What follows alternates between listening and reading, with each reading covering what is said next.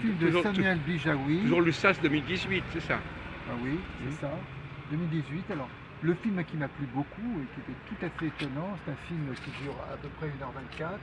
C'est le film de Samuel Bijaoui, 68, Mon père les clous.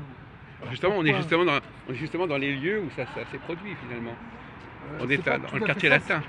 Non, oui, 68 c'est le quartier latin, mais le magasin dont on parle, il s'agit d'un magasin de clous. En fait, c'est une quincaillerie.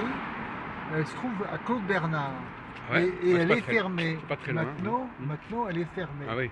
Et ce qui était extraordinaire dans ce film, c'est que on apprend que le héros du film, qui est le père Bijaoui, eh bien, lui, il a passé mai 68. Et mai 68, c'était très important pour lui, puisqu'il a participé, il était marxiste, léniniste, et toute sa vie, il a pensé à changer un peu la société.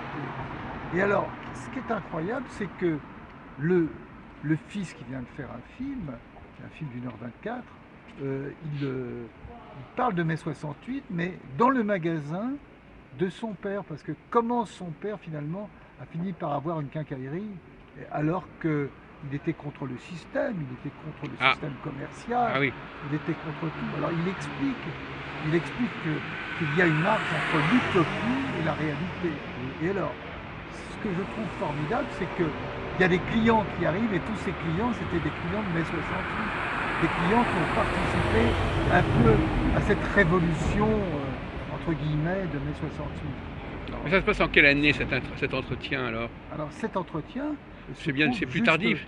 Je crois qu'il a été tourné en 2017 pour passer en 2018. Oui, donc c'est presque 50 ans après les événements. Oui, c'est ça, il a une année de tournage, et ce qui a permis au fils de poser des questions sur le problème de la révolution, sur le problème de la réalité, de ce que l'on dit et de ce que l'on fait.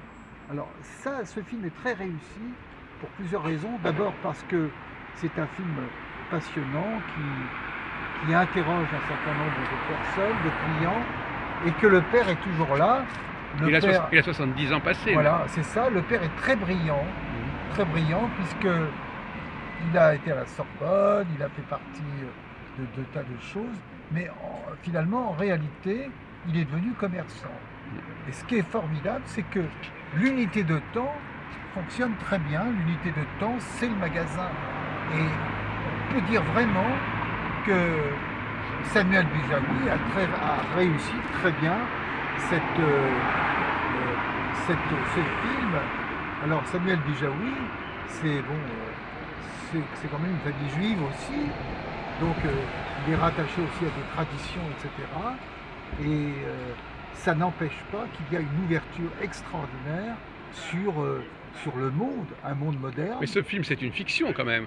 Quand tu dis que ces gens qui arrivent, qu'il a connu 50 ans avant, c'est une fiction. C'est une façon de parler, mais on sait bien que le rapport entre la fiction et le documentaire est très simple et très étroite. On fait finalement de la fiction quand l'on entend des histoires qui se sont produites il y a 50 ans. Voilà. Alors moi, c'est un film que je recommande absolument. Oui. Il est très court, il est remarquablement fait, et je pense que le Festival de l'USAS a très bien fait de prendre ce film et de le montrer, car c'était vraiment un régal, c'est un très beau film. Voilà, un très beau documentaire.